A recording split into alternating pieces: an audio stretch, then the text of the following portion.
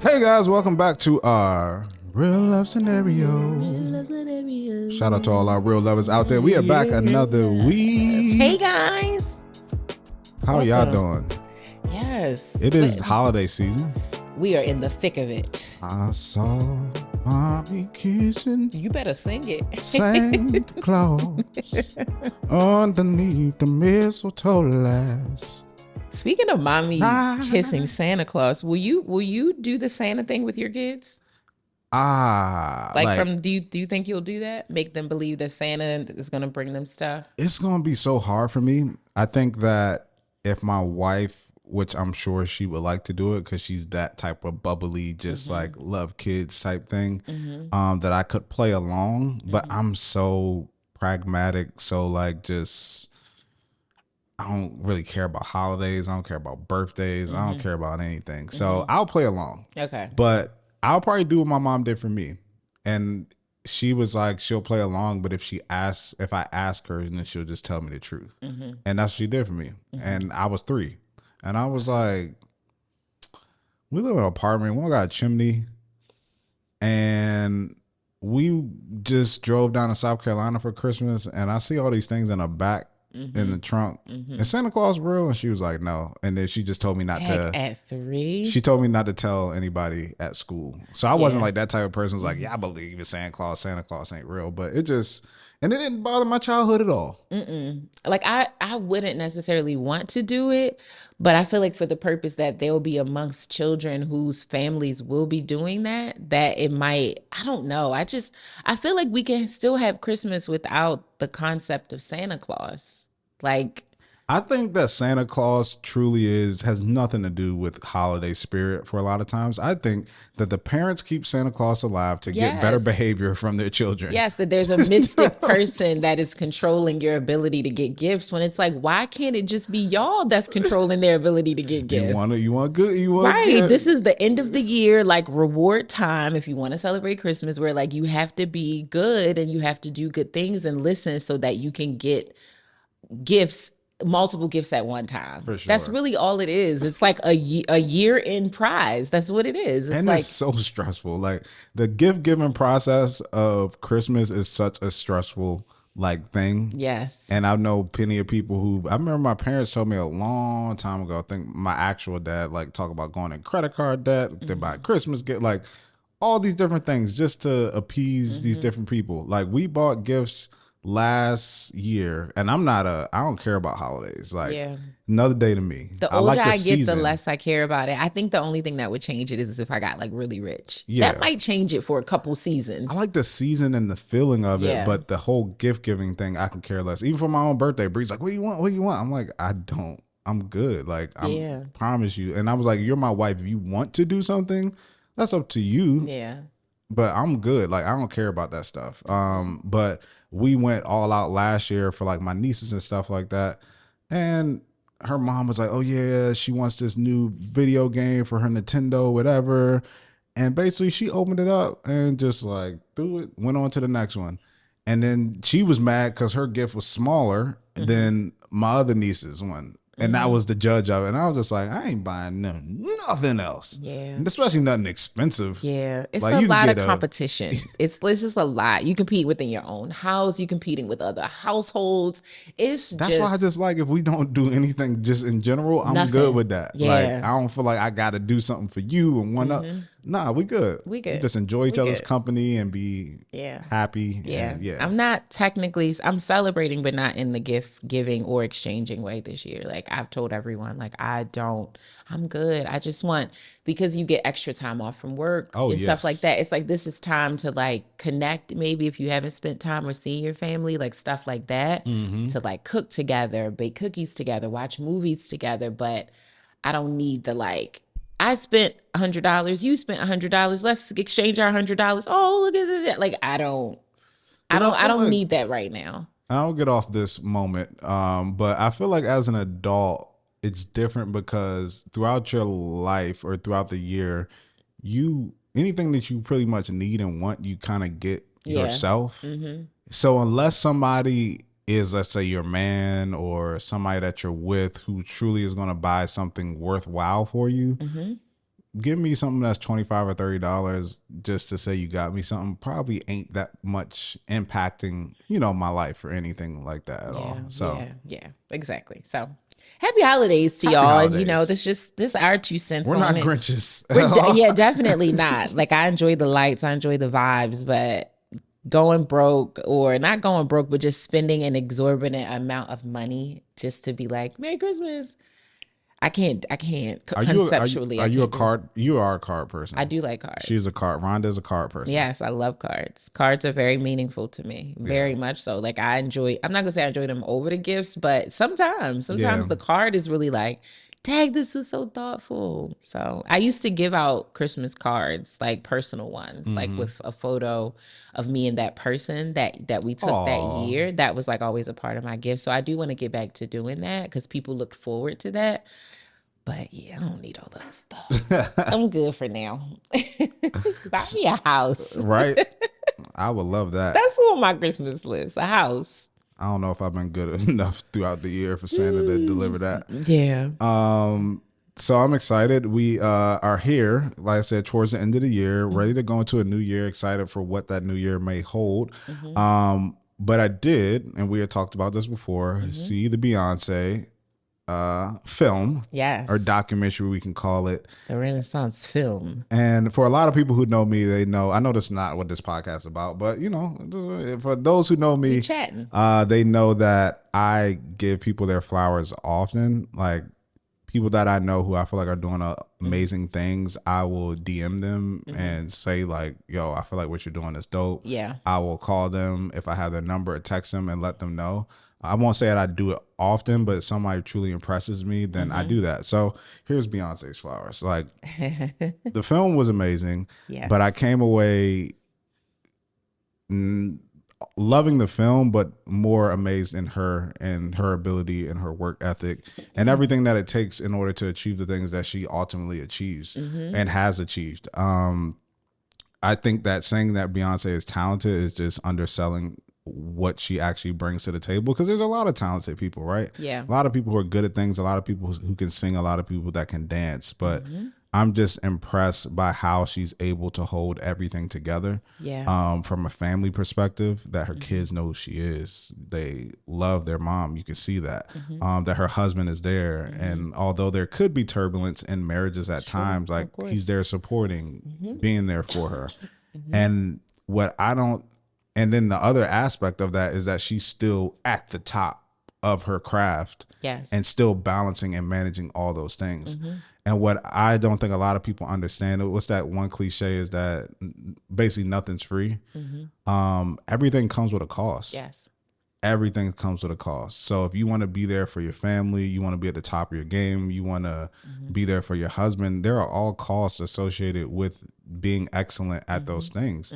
And not money. It's time, opportunities, like so many different things that you have to sacrifice. So the ability to do that and hold all of that together and then be the boss to where you're making these decisions, and a lot of it is dependent on you showing up every single day or every other day in order for this whole thing to truly come together, to be that central piece of it.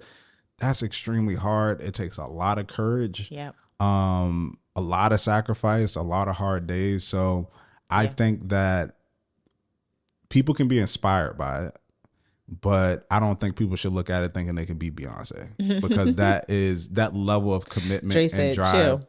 It's like when I read Mamba Mentality and Kobe, it's like different. Like, there's a lot of great basketball players, but even the way they talk about Kobe and how he works, it's like, oh, we at the club, he in the gym. Yeah. We get back from the club, he's walking to the gym at 3 a.m. Yep. That's different. It's just different. And people who operate in that way, it's not about money. It's not about money at all. Not. It's something different that's driving them.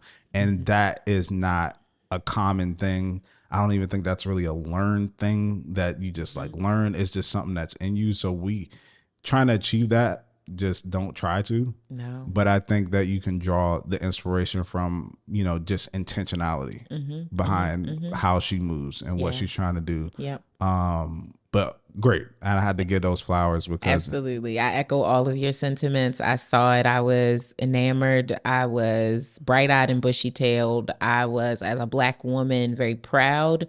Also, on a very, very, very small scale, I saw myself in her from the perspective of, like, when you are in a leadership role in a business dynamic, how that can be really complicated even when you are truly the boss. I mean, because she's not just like the supervisor, she's like, this is my thing, this whole thing is my thing. yeah. But there's also an extreme amount of credit and kudos to go to the team that supports the engine that is Beyoncé, that extends beyond her family, because family, not that they don't have to be there, but I feel like it's more natural for your mother to be right by your side. It's more For natural sure. for your husband to be right by your side. But when people are earning an income and you are expecting them to rise to your occasion of productivity, that is a lot of work. And so kudos to every single human being that supported the machine that was Renaissance, the tour, that was also Renaissance, the film, and that is just Beyonce in general. Like, it was one really quick clip where her assistant is like sitting next to her, and you can even see just how attentive this young lady is, like, having to be, like, to watch your boss and try to anticipate when they're about to say something that you are responsible for managing. Like, but she's also saying things that you aren't responsible for managing. It's just a lot of work. It's literally a very orchestrated, synchronized dance day in and day out to manage someone of that magnitude and to work at their level of ethic.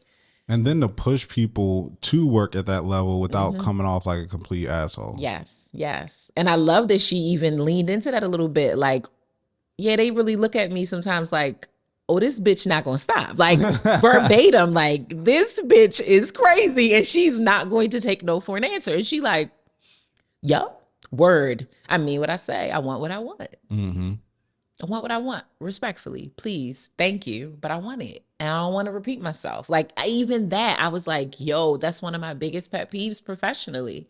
Like, we've gone over this probably twice.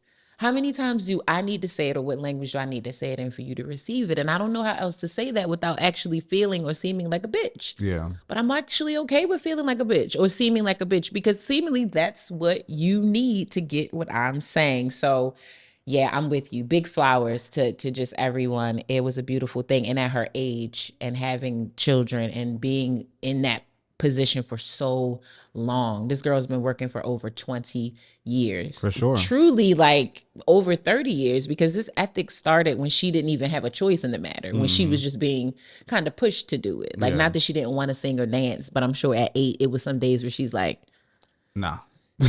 This girl had injuries on this tour. Like, it was just so much. It was so many little things that I noticed, like the person constantly massaging her microphone arm because she only holds the mic in one hand. Yeah, that's a lot of tension and stress on your arm when you are constantly moving and dancing, but never giving this arm a break for real. You never switch it here. How much does that person earn that is responsible for that? Right? The You know physical what I mean? therapist, yeah. It's a lot. So if you haven't seen it, even if you're not a fan of Beyonce, I think if you just want to see into the mind of a high functioning with high output person and how they work and how they think, it's worth the watch. It's worth the watch. Yes. And I think that there are some parallels. We talked about Tyler Perry's documentary Yes. before that, which is also great. Yes. There's parallels to people who operate at that level.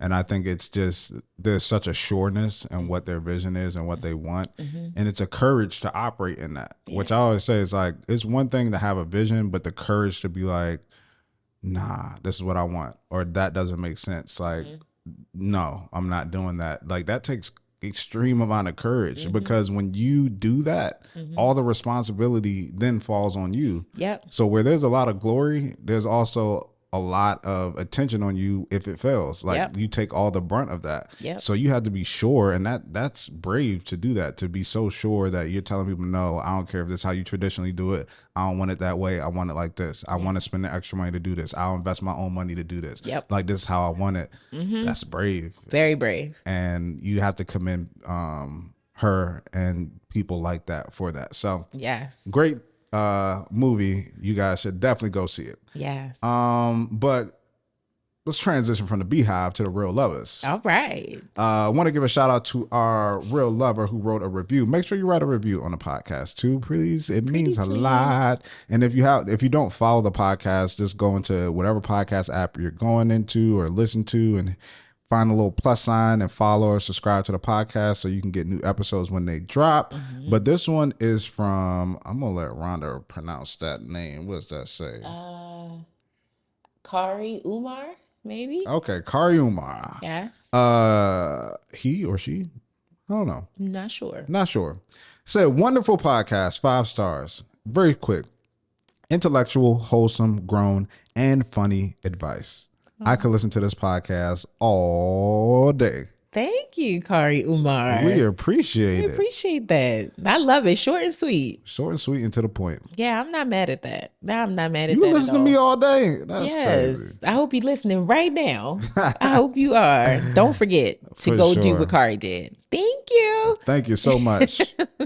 Are you ready to get to our real life love scenario? Let's do it. Okay, so this is via Essence magazine, the online version, but found a story where Cheryl Lee Ralph talked about not living with her husband for 19 years. And she said, guess what? We're still married. That's right. So for those who don't know, Cheryl Lee Ralph is an actress and recently I think she got her Emmy recently, if I believe, but she's an Emmy-winning actress and most known recently for her role on the show Abbott Elementary. Yes. Which is a really good show, really funny show. Shirley Ralph is also an original Dream Girl. Yes, she was. Yes. And she's married to Senator Vincent Hughes of Pennsylvania. So for the past 18 years. So the couple live in different locations due to work commitments, with the actress based in LA, while the senator is based in the Northeast in Pennsylvania.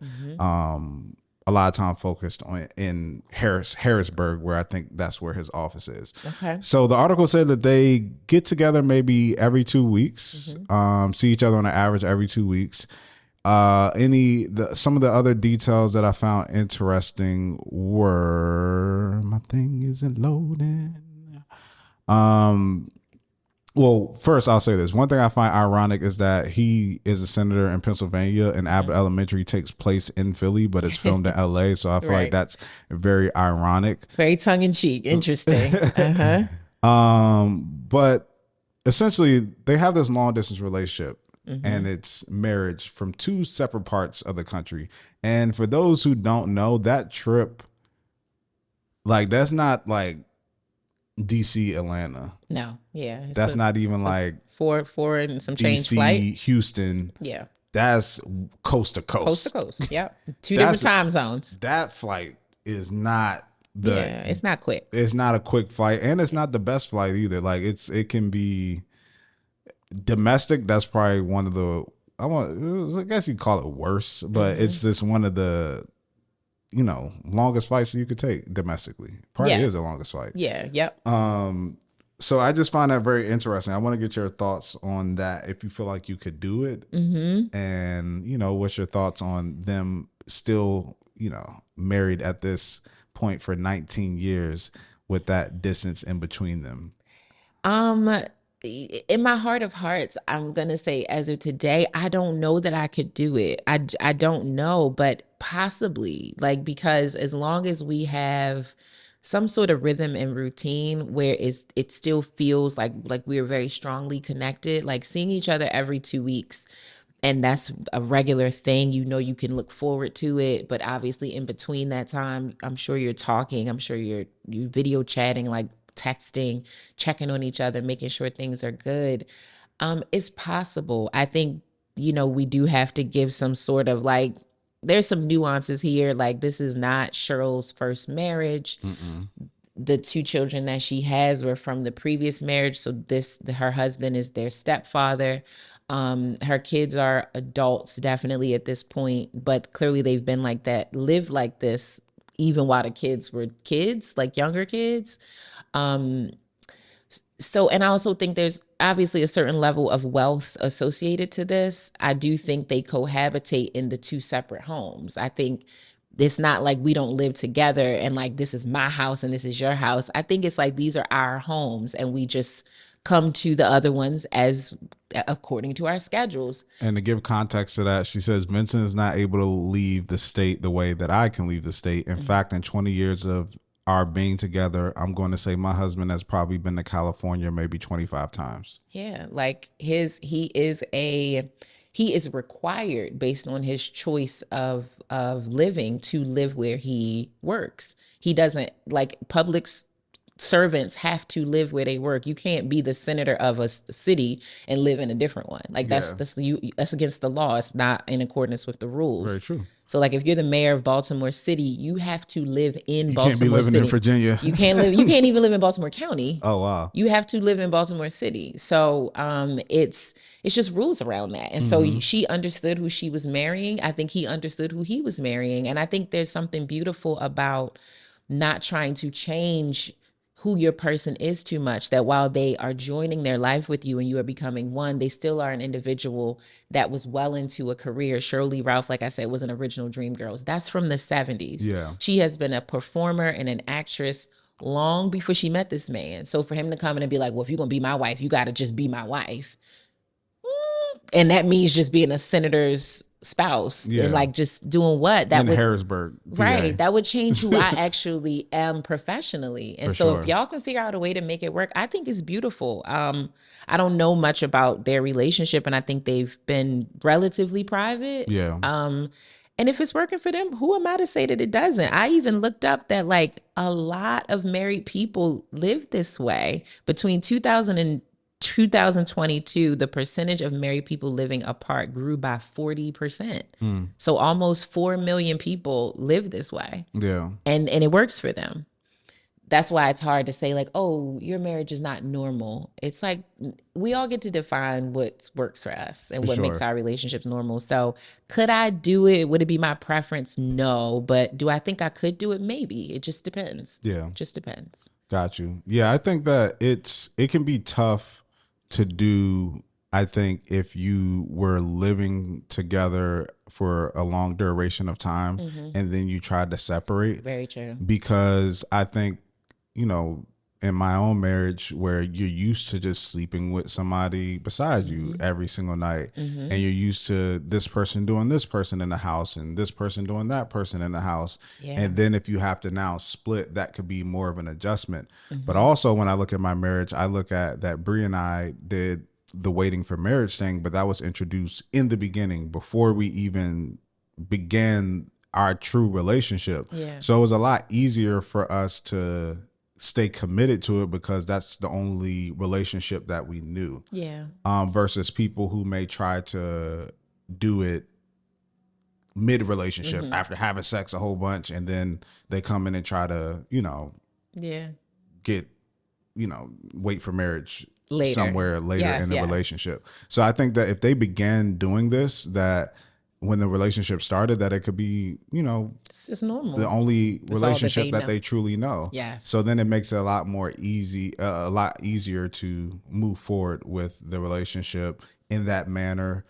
They probably set up their own boundaries and adjustments and how they were going to make it work. So, like you said, whatever works for people, as long as they're happy, if they feel like it's works for them. And with technology now too, it's like it allows us to have a lot more access to one another than what we could have had like 30 years ago. Yeah, absolutely. I think and she's never, I love her from like afar. I think she's such a regal woman.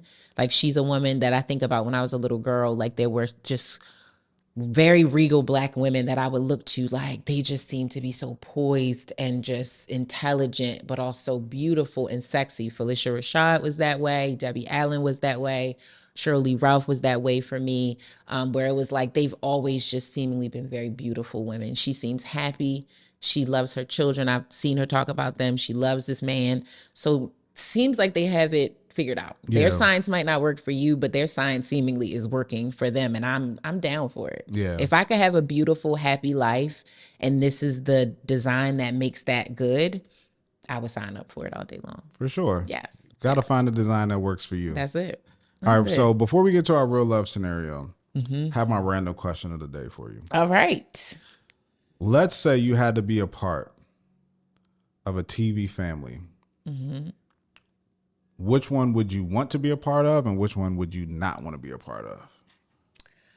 Oh, a TV family. I'm trying not to go with the standard answer that I feel like everybody chooses. So let me think a little hard on this. Is that The Cosbys? I was Yeah, about I to feel say like Claire that's and like just you can choose it. That's, I mean, no. I feel like depending on what show you say, you could date yourself too. That's true. TV family that I would have wanted to be a part of. You know what family that I would want to be a part of? Not like their real family, not the family they portray on TV. Yeah. Is the Wayans family.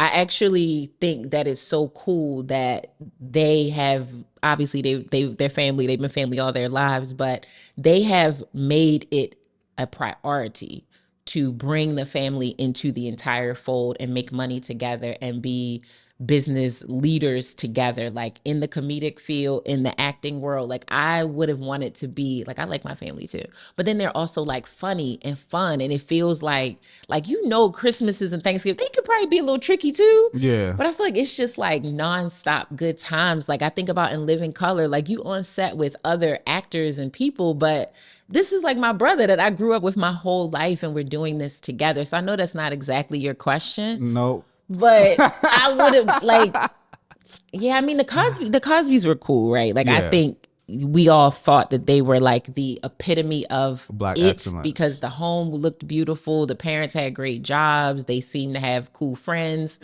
but it was just a lot of them. It was a lot. It was just a lot of them, and I was like, I don't know if I would have wanted to be. That's just a lot of people. It's a lot of people, but beautiful family. A family that I would not have wanted to be a part of. I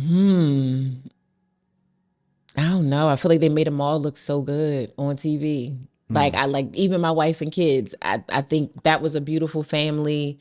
I can't think of one I would not have wanted to be a part of. Okay. Yeah, but in real life, the Wangs. In acting world, the Cosbys. Got you. Yes, just to have a bigger, nicer home. Like I love my house, but they was living real good on the Cosby Show. Okay. Yes. I'm sure you've thought about this question. I assume you have. Let me see. So I had thought about the Cosbys as well, right? That's obviously the epitome of Black excellence. However, I think that I would have enjoyed the Banks household. Yes. Because that was Black excellent as well. Yep. Especially dark skin and Viv. You know, feel like that would have more matched my mom, who would give my skin complexion. But nice house, pool, everything. Black excellence. Yeah. Got a butler. Yeah. Like life would have been cool out in LA. Right? I would have enjoyed that. Family that I would not have want to been a part of. I just thought of one. The whole sister dynamic seemed very odd. Okay. Because weren't both parents living in the house together, but they weren't together? Really? Sister? Yeah, with Jackie? Yeah. The parents weren't together, were they?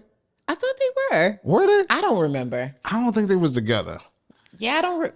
That's interesting. I thought they were together. Let me look it up real quick. But while you look that up, the family that I would not have wanted to be a part of were two families, Roseanne and Married with Children. Would not have wanted to be a part of either one of those families. Just didn't. While they had their moments, in general, those families appeared to be very, very dysfunctional. Yes, we called it comedy and all the things back then, but it was like alcoholic parents, chain smoking mom, parents fighting all the time, like Al and Peggy. They fought all the time. Like I would not have wanted to be in that family. We laughed at it. Like I watched Married with Children because it was funny to watch. Yeah. But if that was a real family dynamic, that would not have been funny to experience. No, not at all. Not at all. Yeah. So those are the two that I wouldn't have wanted to be a part of. No, I couldn't find the like information on it that quickly. But something was sister. I know they were never married, I think. Yeah. Or what was she? She was their biological mother? I think that he was the one that adopted, or that was the stepdad or something like that. Okay, so it says Sister. It's about the identical twins, Tia and Tamara, who were separated by adoption at birth after their mother died, but they find each other by accident 14 years later. So the parents were their parents in their adoptive lives. So the father was the adoptive dad of one, and then Jackée was the adoptive mother of the other. So yeah, they weren't together. I don't think they were together. Yeah, I didn't think they started a relationship in the 4th season, but they ended it in the 5th season. That's all I was gonna say. It was a little weird dynamic in there, and I feel like that could have been like a little challenging. Yeah, yes. That is complicated. Right? Very complicated. Very complicated. Yeah. And also kind of, I don't say unrealistic, but kind of like, oh, you found your sister. Let's live together. All of us, even though we're not actually together. Yeah. I totally forgot about that. Speaking of that, randomly, Parent Trap. Watched it with Lindsay Lohan. Yeah. Probably one of the best child acting performances. I feel like you said this before. Did I say that? Yeah, I think so. So good. Oh my gosh. It was so good. Never seen it. Never seen it. To play both characters differently, she did a great job with that. Nice. But anyway, we can hop into our real love scenario. Let's do it. All right. This week we hear from a gentleman. You know how much I enjoy the fellas be writing in. So we hear from Eric. Eric says, for years of my relationship, I have ignored my wife and children's emotions and feelings. I've also ignored things that needed to be done, including things that could put my family in danger. I was an alcoholic, causing me to be mentally abusive to my wife. During this time, I also did unforgivable things to her. I'm at a point now where I don't want to ignore her or my children anymore. I want to listen and be a leader and the husband she deserves. I'm looking for any advice you have on how to have empathy for how I've made them feel. I also need tips on how to develop and exhibit leadership and understanding. I have a fear of letting my spouse down, and I want to conquer that so we can recover. Any help you have is much appreciated. Thanks, Eric, for writing in. Thank you. Appreciate your honesty. For sure. And at least taking the first step to knowing that, you got work to do, and that you want to do the work. You just need some guidance on how to do the work. So where shall we begin? Mr. Smith. Maybe we could talk about emotional abuse, because that's the first part that he talks about. But I do want to say, and piggyback on your point, is that first, I feel sorry for him, because I understand that a lot of us as kids, we come out as blank slates, and a lot of who we are now is determined by the different things that we experience throughout our life. And I know to get to this point that everybody has a story. Yeah. And I'm not sure what it is that got you to this type of behavior, to hurt the people that you love in this manner. But I'm sorry, whatever it is that you experienced that got you to this point. I feel really bad that that's something that you experienced, because as I watch more things and read more things, I just learn about the different nuances, the different things that people experience in their life, and how that hardens them in some areas and is traumatic in other areas, and the behaviors that we see that aren't good stems from something else a lot of times. So I'm sorry that you went through whatever you went through that got you to this point in this method and mode of thinking. But I am happy that you are in a place to where you're acknowledging that you do need help, and that you want to do better, and that you want to be better. Because as much as people try to send you to hell and tell you ain't ish for actions that you take in your life, as long as you're breathing, you have the ability to try to be better and do better in your life. And I'm glad that you didn't take a different way out, and you're choosing to try to confront those things and be better for not only your family, but for your own self too. So I'm glad that you've gotten to this point. And I think a major thing, like I said, in this is talking about emotional abuse or psychological abuse. Mm-hmm. So, Rhonda, I know you have the definition of what that is, so that we can Mm-hmm. give some context to this conversation, because I think Yes. that's first one of the most popular forms of abuse, Yeah. and then a lot of times when it comes to physical, it normally starts in that emotional and Yeah. psychological For stage. sure, for sure. So emotional abuse defined by psychology today is a pattern of behavior in which the perpetrator insults, humiliates, and generally instills fear in an individual in order to control them. The individual's reality may become distorted as they internalize the abuse as their own failings.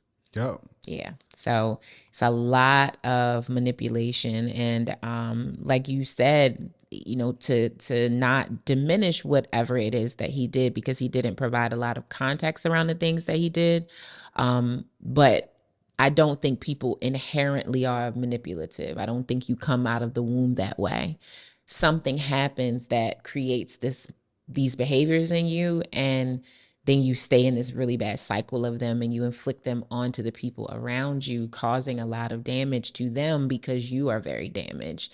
And so, yes, it leads to physical abuse often, but it just has a really, really, really damning effect on the people that are the victims of it. Yeah, and I Mm-hmm. think that last part is so important, is that it's internal. That's Mm-hmm. where it stems from. Yeah.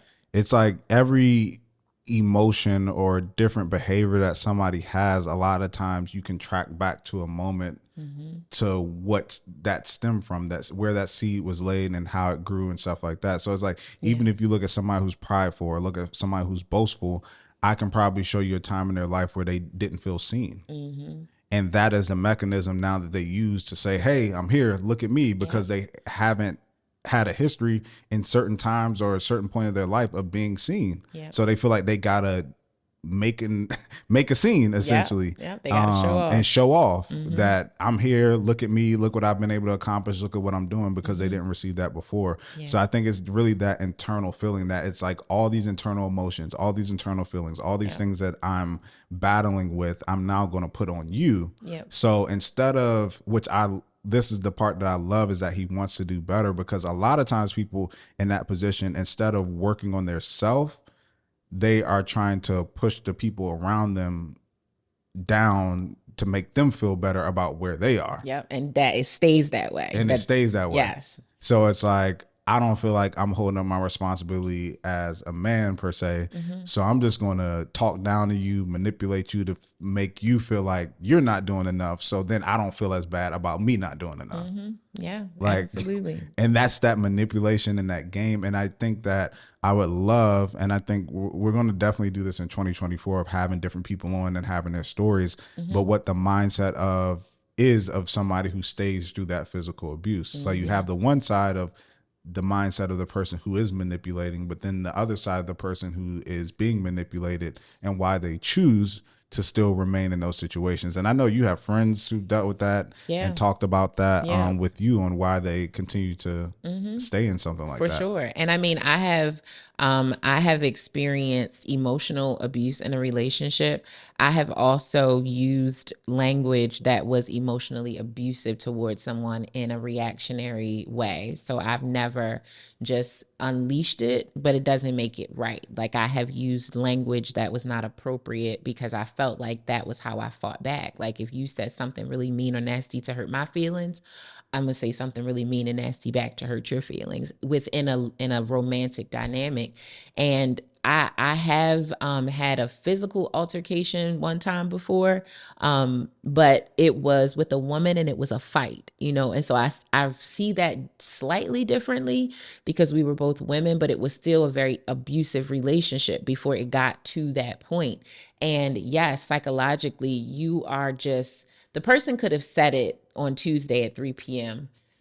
The feeling of what they said will haunt you for days, hours, sometimes weeks, sometimes months, depending on what was said, sometimes years. Like, I had somebody who I had a physically intimate relationship with. Like, we had a relationship, but a component of that was physical intimacy. And one of the things that he said to emotionally abuse me was something about my body that he knows is a sensitive thing for me. From that point to the end of our relationship, I was exceptionally sensitive about it. I was already sensitive about it. But because he used it to harm me in an argument, at that point, it was just like, now I'm freezing up, like in places where I thought I could be comfortable with you. So the mind is I'm fascinated with it and how it works and how it holds things, like how some things I can't remember, some things I literally can't remember. Like yesterday morning, I don't know what I was doing at 9:23 p.m. or a.m. Mm-hmm. But the fact that this person said something, caught me out of my name, a person that I love and I trust, I can probably pinpoint where I was, what I was doing, what I had on the day that it happened. And these things just linger and they like eat away at you. And when you want to stay with that person or get in a better place with that person, it's like mind Olympics. It's very, very, very hard to get past it. You will never forget it, but you just have to try to get to a place to forgive it. And sometimes the damage is just too done that you cannot. So, emotional abuse within a family dynamic, like parents emotionally abusing their children, or when you are an adult and then it's happening through dating, or even you're a teenager and it's happening through dating, it can be literal lifelong damage that can't be undone. And so if you have an opportunity to take a beat, to stop, to think, to be like, oh, I want to go there, but it's a reminder to stop, because what you say could permanently change this person's life. Like you might not ever be able to get it back. And that's a lot. I mean, a punch and all the things, that it's all wrong. But that deep-seated, like I have friends whose parents used expletives to refer to them all the time. Like, come here, bitch. Like, that's how your own parents spoke to you in your household. The psyche of a child is not strong enough to process that that's not my name necessarily. And so then they tend to grow up and they do the same things to other people, but also to their kids. So I'm gonna get off my soapbox about it, but it's just, I want to emphasize how damaging it is, because it's hard to come back from. And I'm with you. I feel bad for him. I hope that maybe his family is in a place to receive where he is today. Mm-hmm. But it's a lot of work. It's a lot of work to come back from that.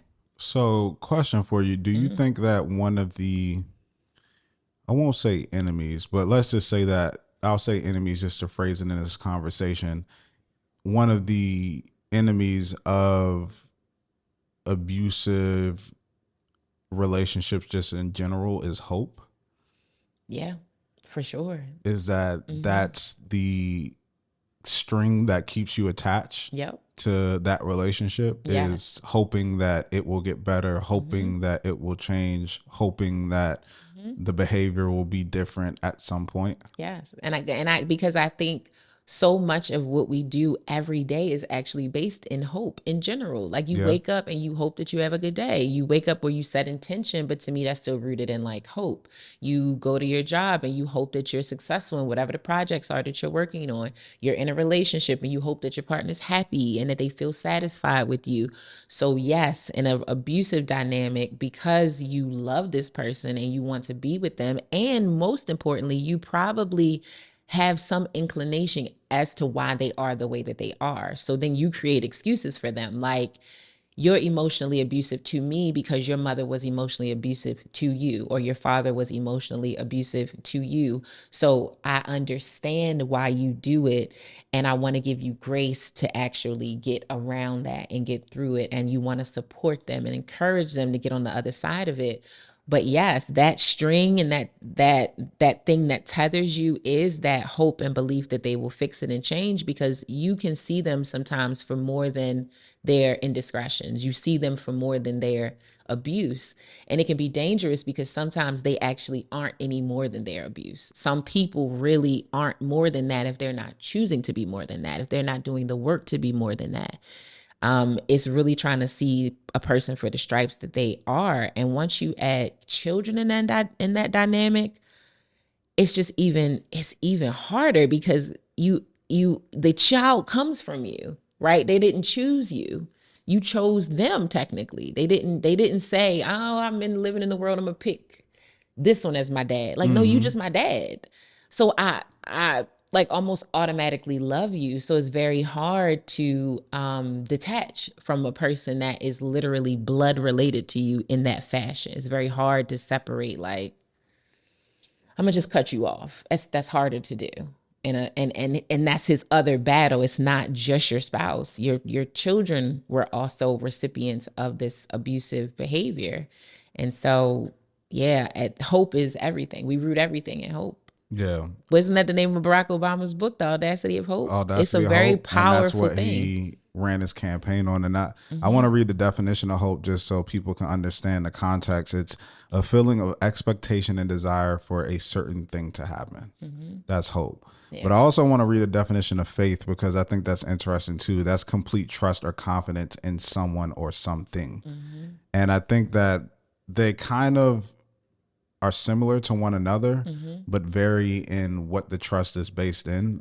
Faith is really trusting that person and having, faith in that person that they're going to do whatever they need to do. And hope is just an expectation or desire for a specific outcome. Yeah. And the reason I asked you that is just because I've been thinking, I always think in those situations why people stay. Yeah. Right.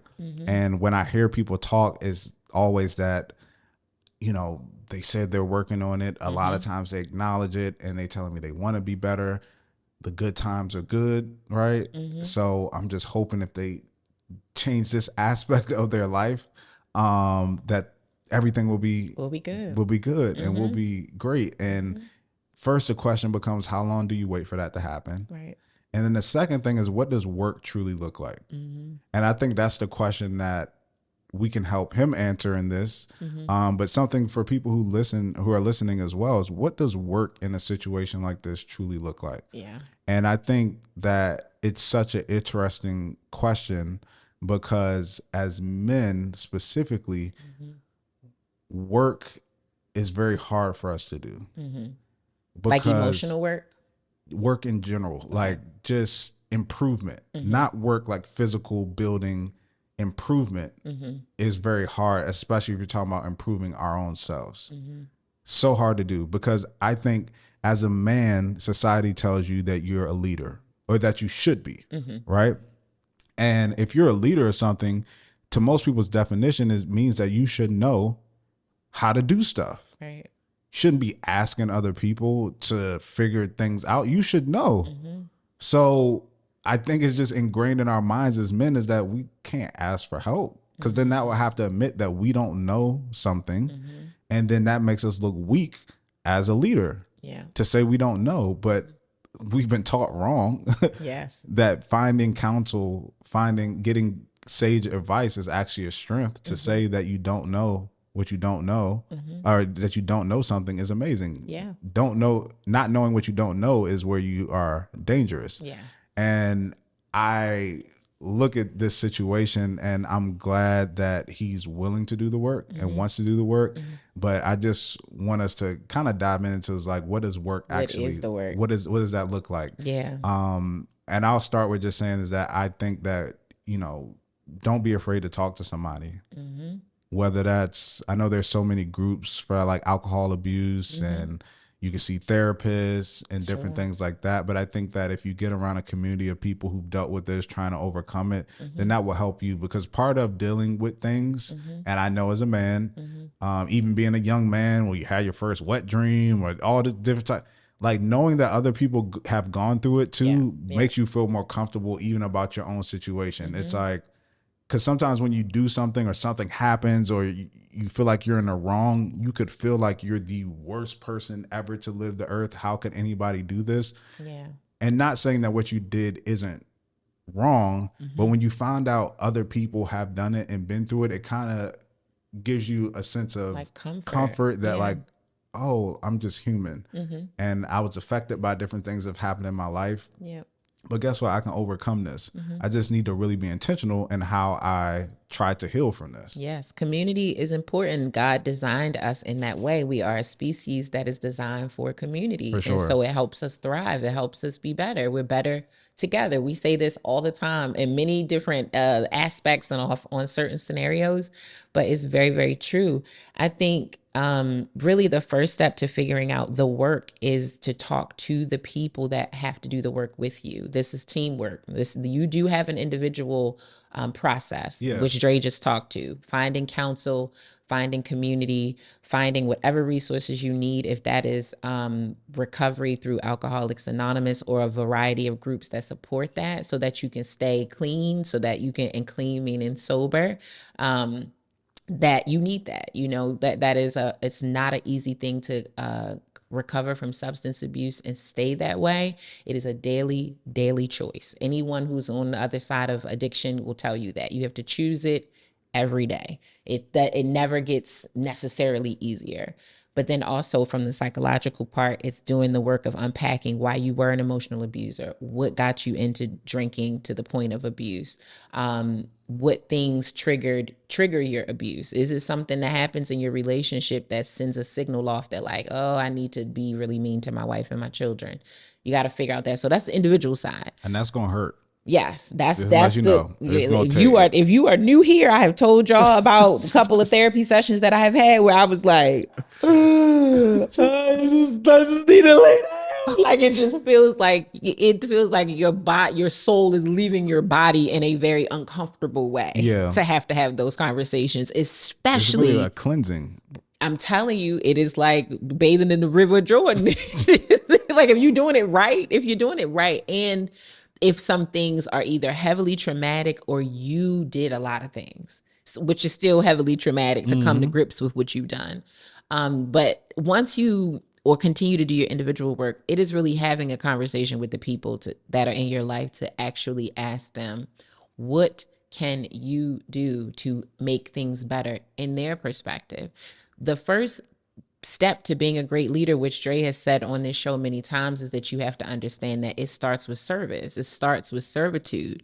You cannot be a good leader if you don't understand how to serve the people in your leadership. You can't. So before you start trying to come up with concepts as to how to make your marriage better or how to build trust with your wife, you have to ask her what she needs to feel like she can trust you again, what she needs to feel safe and comfortable in this relationship, to be willing to like hand in hand do the work with you. I don't know how old the children are, but it's having those conversations as well to say like, here's what I did, here are my faults, I apologize, and I want to know what I need to do to make it right with you, to get better with you, to have the relationship that you want to have with me. Like, what can I do? It's figuring that out. That's step one, because once they tell you what they need, now you have to devise a plan as to how you actually do that. Yeah. And I think that is so important, because when you're trying to heal or you're trying to be better or you're trying to improve, the thing that is the key part of that formula is time.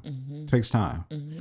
But if you want your marriage to work and you want to have this great relationship with your children, you kind of need to expand the time horizon so that you're able to have the proper time to heal and show up for them.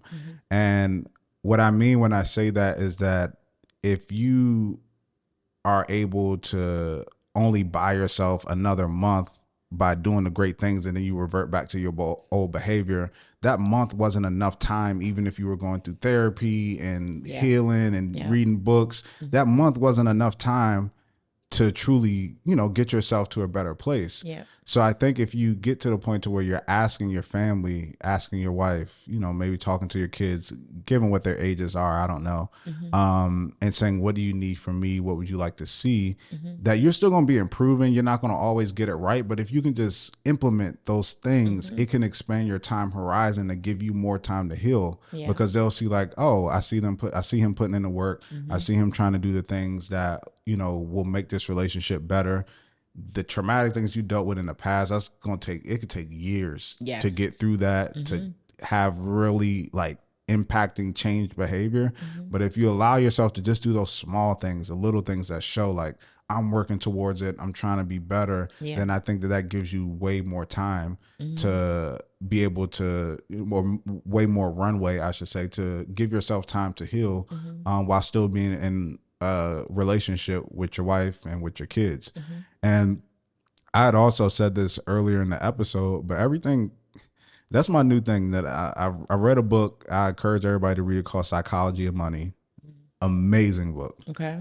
And the great thing about Psychology of Money is that although it's called the psychology of money, it's all behavioral things, because that's all it is. Our relationship with money is all behavioral. Yes. Our way of thinking, how we use it, why we use it for what we use it for. It's all behavioral. So it's really like a behavior book. And the thing that I love about it is it talks about time, but it also talks about how everything comes at a price. Nothing is free. Nothing. So that's what I want people to understand. Whenever you are looking to accomplish something in your life, always think about it as something. It costs me something in order to achieve it. Yeah. If I want to have a great body, there's a cost to that. Yep. If I want to be rich and wealthy, there's a cost to that. If I want to be a great parent, there's a cost to that. If I want to be a great husband, there's a cost. Like everything comes with, nothing in life is free. Nothing. There is a cost to everything. And you have to really understand and evaluate what those costs are, because a lot of people trying to have their cake and eat it too. Yeah. They trying to get everything for free. And when you talk about the relationship with money and how that correlates to even this, what we're talking about, if you can't, you hear the saying, if you can't be a good steward over little, you really can't handle more, and you likely won't get more. The more that you mishandle things, the higher the cost to continue to have it is. If you think about a bill, if you don't pay it on time, there's usually a penalty for your bad behaviors, for your mishandling. And yes, can you still potentially pay the bill because it's due? Yeah, but it's going to cost you a little more now. And the longer you continue to delay that, the more it costs. Same thing in this relationship dynamic. The more you mishandle something, the harder and the more expensive it is to get it the way that you want it to get it to be where your wife feels 100% safe in the relationship, where she feels like she can close her eyes and fall back and she can trust you that you're going to be there, that your kids know that when you say, I'm not going to do this, or I am going to do this, that you have now sacrificed and given a lot. You've paid a lot for them to be like, oh yeah, dad's good. Like dad's going to show up. It's going to cost you a lot to get that. Your behaviors, your poor behaviors have now added almost like penalties and interest to the work that you have to do in a relationship where a man didn't do all of these things. So his output and his costs are still there, but they're probably less because he's not making up for lost time or damaged time or anything like that. So that's such a great correlation that you just made there to the behaviors around managing money. Obviously are all about just behavior management. Yeah. The better you are with it, likely the better reward you have with it. Yeah. And I want us to change our language. It's like something that's been irking me lately, and I've noticed, and I'm like, I want people to start changing their language, because I feel like a lot of people say they want something, but I feel like if you're not willing to pay the cost of what that thing is in order to have that, you don't want it. You just think it would be nice to have it. And that's a difference, because I see a lot of people say, I want this, I want that, I want this, I want that. But you see their actions and it's like, you don't want that. You're just saying it would be nice to have that. Yeah. If somebody gave it to you, you would be like, thanks. Yeah. So a lot of people, I want $1 million.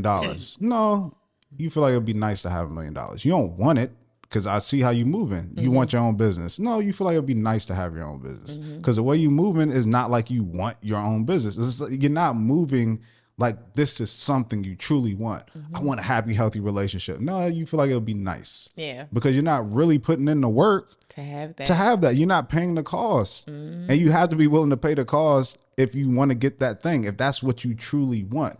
Yep. But a lot of people, it's not I want, it would be nice. And we have those things in our lives. Like, it'd be nice if we could do this. It would be nice. Yeah. But that's not a thing that we're actively pursuing. It'd be like, if it happened, that'd be cool. Right. But if not, then oh well. Yeah, I'm cool either way. But people trick themselves into thinking they want something that they really feel like it'll be nice to have. You talking. You talking. Are you willing to pay the price? Yeah. And that's how I'm looking at everything now in my life. It's like, you want to achieve all this stuff. You want to be the best husband. At what cost? Yeah. You can't do this and that. Mm-hmm. You can't stay up to watch the game till 1 a.m. but then talking about I want to spend quality time with my wife. Mm-hmm.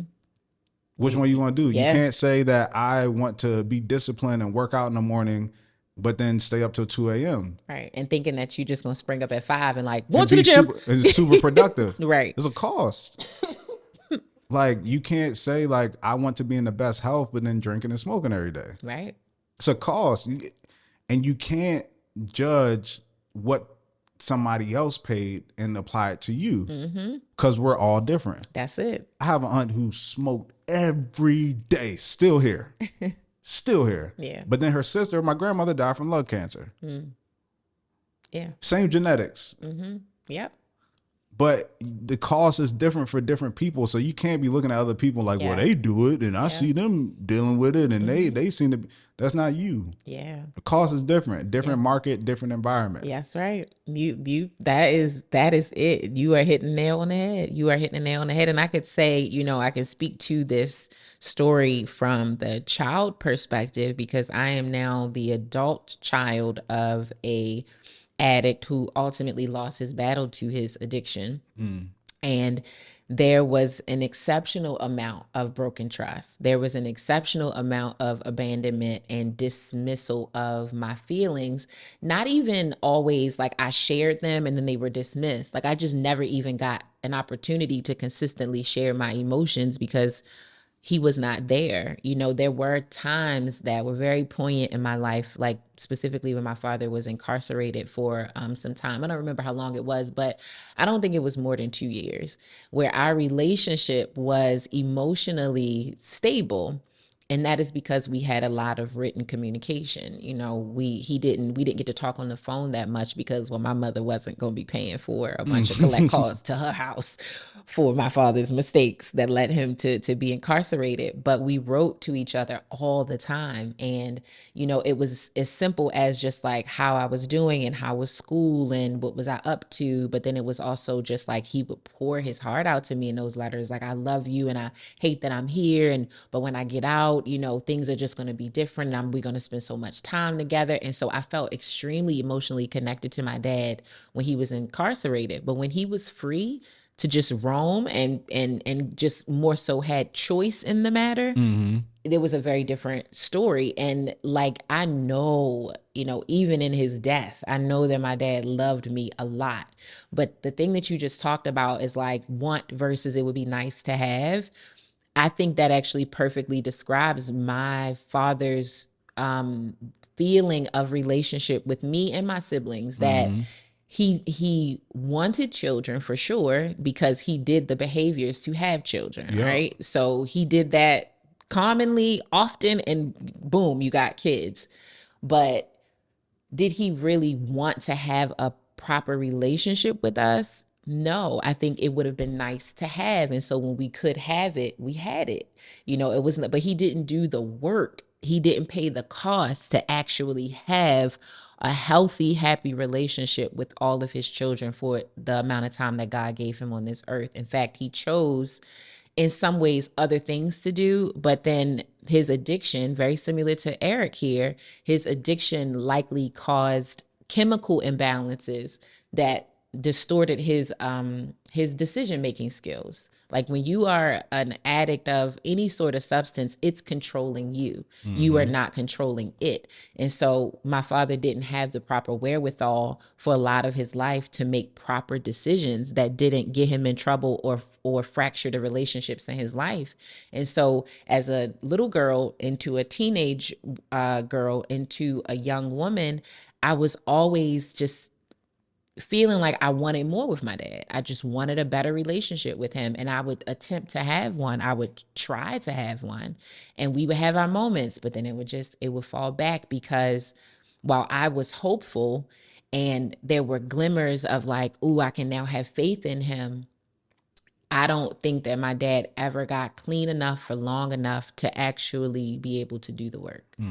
And it was a lot of work because by the time he passed away, I was in my early 20s. Several of my brothers were much older than me, and two of my brothers were still kids, technically. And at that point, now you just don't even have the opportunity. So we're left to do the work on our own. We're left to fill in a lot of blanks on our own. We're left to try to ask people who knew you, who got more time with you, like, what were you like? And was it really a thing? Like, I remember my brother Ryan, we had a conversation earlier this year because it was just questions I had. Like, what was it? Like, other than what we know, what was it? Like, why was he so detached? Why was he so emotionally removed? And Ryan gave me so much clarity, like, around, like, he wasn't necessarily choosing to be removed. Again, that demon of the addiction was just, it was controlling his life. It was controlling all of his thoughts. It was like, it was easier to just go get high than to actually pick up a phone and be like, I'm sorry. And I apologize that those last 2 to 3 times I said I was going to come, I didn't come. Because that letdown is like, I mean, it's crushing. It crushes me to this day, for sure. You know, like many times that my father said he would come and he would do and he didn't. It's just a feeling. Like I said, it's lifelong damage. I am 40. My father has been deceased for almost 20 years, and I haven't felt abandoned by him in that way in 30 years. But still, here I have this emotion, this trigger of like, why didn't you just show up? Like, you could have just come. And so to Eric, your kids are going to be resting everything that they have on your word because you've broken it so many times in the past. You have to be willing to do the work to not break their trust. Once you establish it again, like, you just can't do it. You don't have the grace because every single time is going to feel like a massive blow. Every single time is going to revert them back to those first 10 experiences where you just kept doing it. It's going to be like, that's just who he is. The dad just effing up again. And that was my mindset. Like, I have an immense amount of grace for my dad. But after a while, it literally expected him to make mistakes. I had practically no more faith that he would just get right. I had no more. The bridge had burned. And again, in his death, we were fine. Like, we were where we were, as in, like, we cool. That's my dad. I love him. He loves me. We can laugh, joke, hug, kiss. We do all the. Can't count on him. But I can't count on him. I would never have called my father to like bail me out of a situation. I don't believe that he would have showed up. I would have been surprised if he came. So there were plenty of times where my father wasn't the first call, the second call. Sometimes he was never the call. He learned about it maybe after the fact or through a sibling, but not with me being like, hey, can you come help me with this? Hell, half of the time I didn't even have my father's phone number. I couldn't even reach him. He could reach me, but I couldn't even reach to him. So yeah, the damage is permanent. I've forgiven him, but I will never forget the choices that were made through my life. Never, ever, ever. So it's a lot of goddamn work. It's a lot of work. And if you have little children today and you're listening to this, you have an opportunity to change it. You have an opportunity that they are too young to know the bad things that are happening right now. So get yourself in check. Get your commitment to your children in check, because literally you will permanently damage them if you don't. Yeah. Permanently. Yeah. The psyche is just the way the brain is made. I don't want to hold it. I wish I could kick it all out. I just can't. Yeah. Yeah. I'm so sad that you dealt with that. So good. Because I can see the emotion behind that and the impact. Which lets us all know that how impactful it can be on a child's life. And why it's important to show up intentionally in those ways. And I think that's ultimately why they call it a healing journey, right? Yeah. It's not, you can't look at this and think like, oh, I'm going to do a few things and it's just going to change who I am and who I'm going to be. It's like, it's a journey. Yeah. Like, and it's going to take time. It's going to take time. Yep. And I think it's highly rewarding. I really do. Like, if you do the work, the story that your children will be able to say, like, my dad definitely didn't do everything right, but when he locked in, we've been kind of smooth sailing ever since. Like, he did the work to really show me that, like, I was a priority in his life, that I was the most important thing in his life. The reward will be so high. I know dads that, I'm sure that listen to this, but I have friends that, like, love the fact that their kids are like obsessed with them. That like, my dad is this, my dad is this, my dad is Spider-Man, my dad is a superhero, my dad can fix a tire and fly through the sky. Like, yes, your children should feel that way about you. Yeah. That you are everything to them and that they are everything to you. And so I commend him for wanting to do the work. I just want to be really transparent that it's a lot of work, but it's a high risk, but it's high reward. Yes. Yeah. I think that's important, is whenever you go on anything, setting the expectation. Yeah. Because I remember I always told the story of like the guy who, you know, was abusive, alcoholic, and he had 2 sons, and one son turned out just like him, the other one different. And they said, how did you become who you are? And they said, given who my father is, how could I not be? And I see this being a possible situation, that it's easy for you in the situation that you were in to either be just like that or try to not be like that. Yeah. And I think if it is a passed down thing, and I'm not saying that this is the situation our real lovers in right now, but if it is a passed down thing, you have to worry about what you're going to do in the future and your behavior with your kids. But then you got to go back, not only to your own life, but then the impacts of what maybe your father or your mother or your uncle or what they did. And then you got to forgive yourself for what you've done, but then you got to forgive them for what they did. Like it's a lot that you're going to have to go through in order to, I mean, this isn't anything. This is when it comes to farming. This is when it comes to anything medical, that just treating the symptoms may make you feel good for a little while, which a lot of times is the alcohol, the drugs. Treats the feeling of sadness. It treats the feeling of disappointment temporarily. But to really root it out, you got to get to the core of what that is. And it sometimes takes some digging. But I'm telling you, depending on how deeply rooted that issue is. And a lot of times it's unmarrying yourself from how you've thought all your life, or the perspective that you've had all your life. And that's the one thing that I do love about love and relationships, is that it forces you to really hold up a mirror to yourself. And if you truly love the person that you're with, to try to be the best version of yourself that you possibly can be.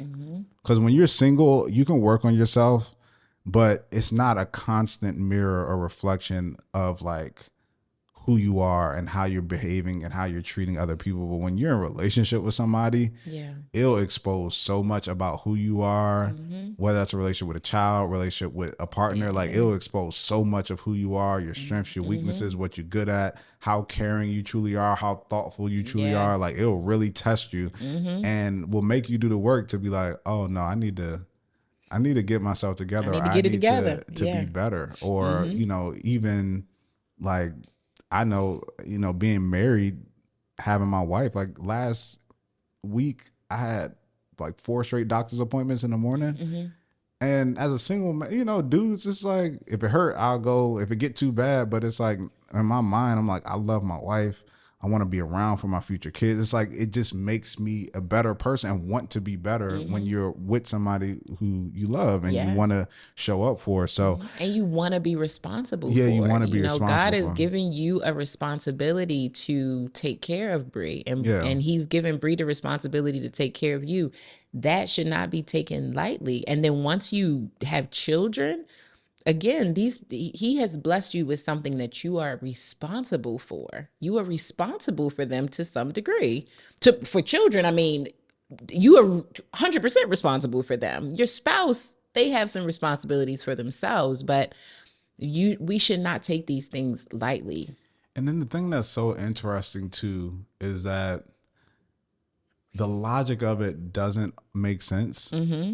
But for some reason we think it does. And I don't know where that stems from. It's a deeper discussion, but the logic of, I want this person to be the sweetest, most generous, nicest person to me, but you know what? I'm going to chastise them, talk down to them, manipulate them because they're not doing the nice and generous things. And it's like, for some reason, we think that giving that type of behavior is going to breed generosity. Right. It's going to breed somebody being sweet and somebody being thoughtful. And it's like, no, that don't actually make sense.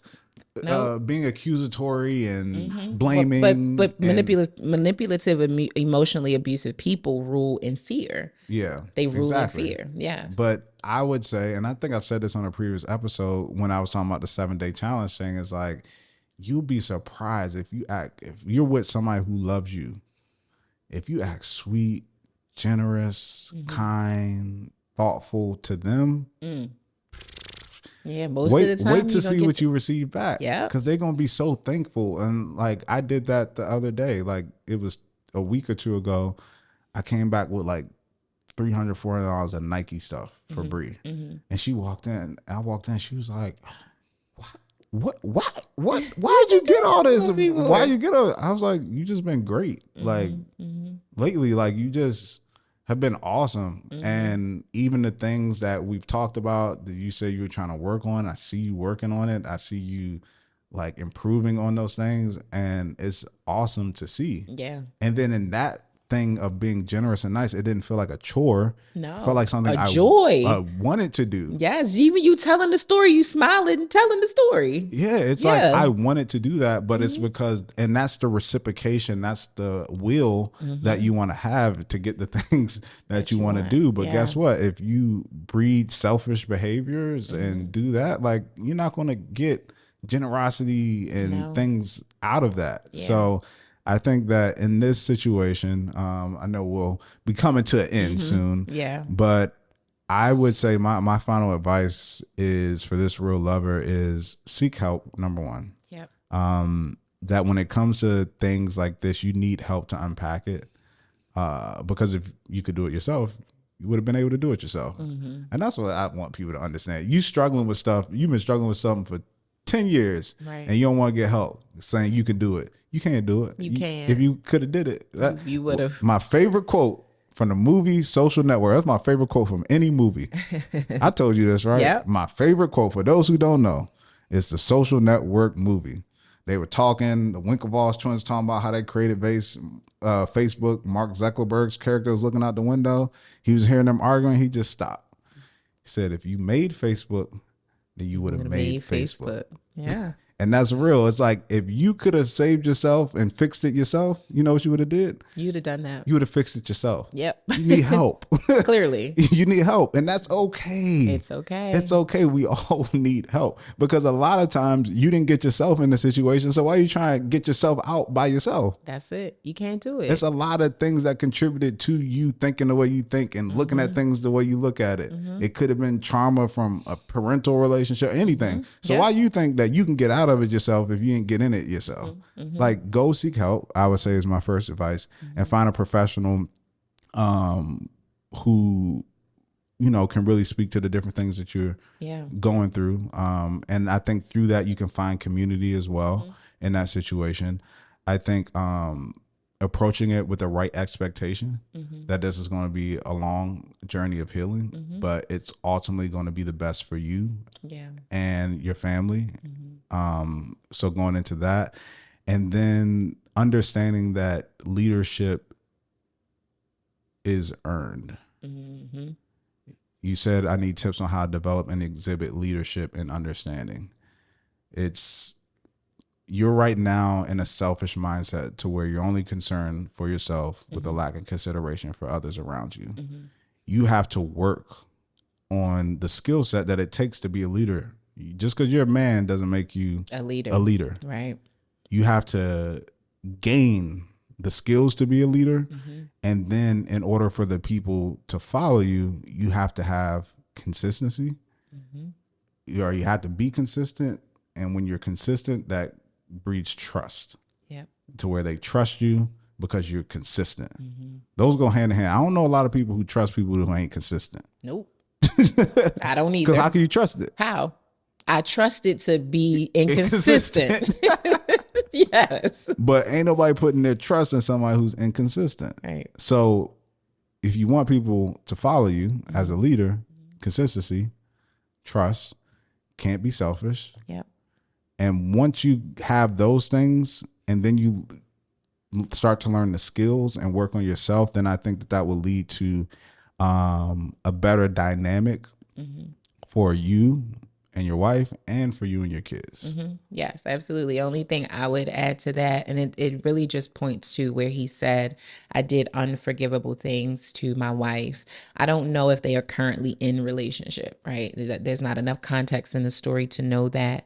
But I think you need to know if that is truly the case. You need to understand that from your wife. If there is no room for recovery, as in she's saying to you, what you've done, I just can't. We cannot restore our marriage because of whatever these things are. Because for you to say they are unforgivable is a very different story than for her to say it. I think sometimes when you're the person in a situation, you might feel that way, but you believe that with time and grace and the right things, you can forgive them. Yeah. But when the actual perpetrator, for the purpose of this conversation, is saying that what you did was unforgivable, to me, that's even more poignant. To me, that's even more real when the person who did it is saying, I don't even deserve forgiveness. Like that's a whole different ball game. So you need to really determine that, because if it's not, if your marriage can't be recovered, this is still your co-parent. And so your focus and the work that you need to do is around at least creating a safe situation for you and your wife to properly co-parent, potentially properly uncouple, like go through the divorce or whatever process. But there's still a way that has to be done with grace and patience and restoration, because you still have to have a relationship with her. It may not be a romantic one, but you still need to have a relationship with her. So figure that out. Communicate, over communicate, be transparent, and be a man of your word from this moment forward. Like, it's not that you're not going to have weak moments or slips, but you have to do the work, and you have to want to do the work where you're like, I cannot haphazardly make the mistakes. I just can't. If I want to get on the other side of this, when I say I'm going to be somewhere at 3 p.m., I'm going to be there at 2:55. If I say I'm coming to the recital, I am at the recital on time. I'm not late. I'm not presenting an excuse 5 minutes before. You don't have the ability. You don't have the room to have those types of mistakes. If you say you're not cheating or whatever you did, again, don't know. I'm just throwing things out there.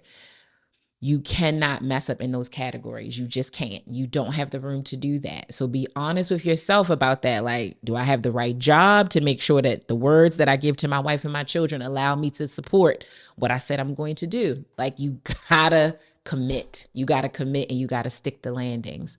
Dre talked to the service piece of leadership. You got work to do before you can actually be the leader in your household. Yeah. You got work to do. And service is an action-based thing. That's essentially what Rhonda's talking about. Don't do a lot of talking. You got to do the work. Don't do a lot of, I'm gonna do this, and just work. Just do the work. Faith without works is dead. For sure. That's what the Bible says. And I've seen it. Like, I understand what that feels like in a relationship. I felt it the other day. I was like, something happened with Brie and I, and if you have a certain experience, you kind of brace yourself for a certain reaction. And then I was like, oh, wow. I'm like, yeah, if this was like 4 years ago, this would have ended completely different. But I see the work. Yeah. And, much better. And that's when it's going to show up to where somebody's going to be like, I see you working. Not, oh, I've been getting better. And, I've been doing things that, okay, that's Let cool. me tell you. I'll let you know. I will. I'll let you know. And you'll see it. You'll see it. You'll be proud of yourself, but they will be proud of you, and you'll feel it. They'll feel it. You'll feel it. It will come. You just got to put your head down and do the work. That's it. That's it. So, Eric, we're wishing you all the best. I'm very proud that you are in a place where you want to get better, because some people never get better. My father, again, never got the opportunity to actually get better. You have more days on this earth to do it right. So please do it right. And pretty please give us an update. I really, really want to know how you're doing through this process and how things go with your wife and your children. But if you want to write in, you know where to find us, relationshiprestored.com. Click the contact button and write into the show. Yeah. And social. Yeah. I almost forgot that part. Ronnie Cakes. That is Dre Smith. And at Relationship Restored. Peace. See you next time.